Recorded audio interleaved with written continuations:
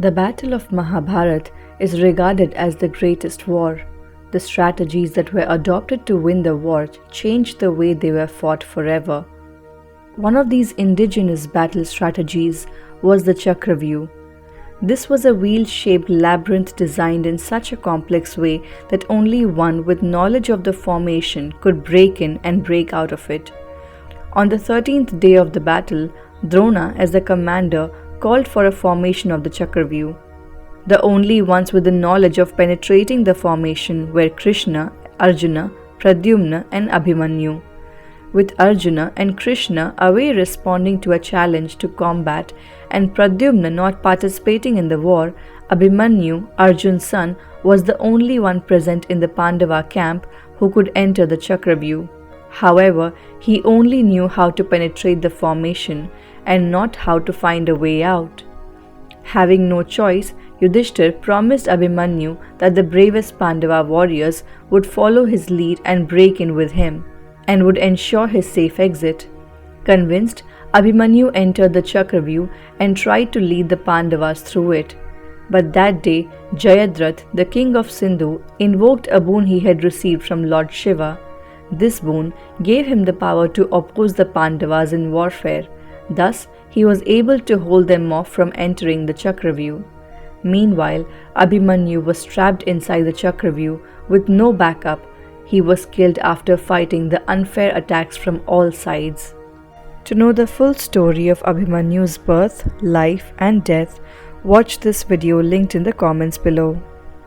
Arjun was devastated when he learnt of his son's death. He blamed Jayadratha for this and vowed that he would kill him before the next day's sunset. If he failed to do so, he vowed to give up his life by jumping into a burning fire. However, when Jayadratha was born, a sage had approached his father, King Dronacharya. The sage had predicted that Jayadratha would be killed in a great war.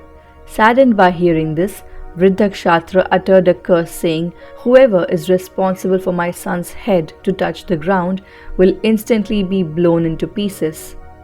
The next day, after learning Arjuna's intentions, Dronacharya had 3 military formations in place to protect Jayadratha from Arjuna. But Bheema and Arjuna annihilated all 3 military formations.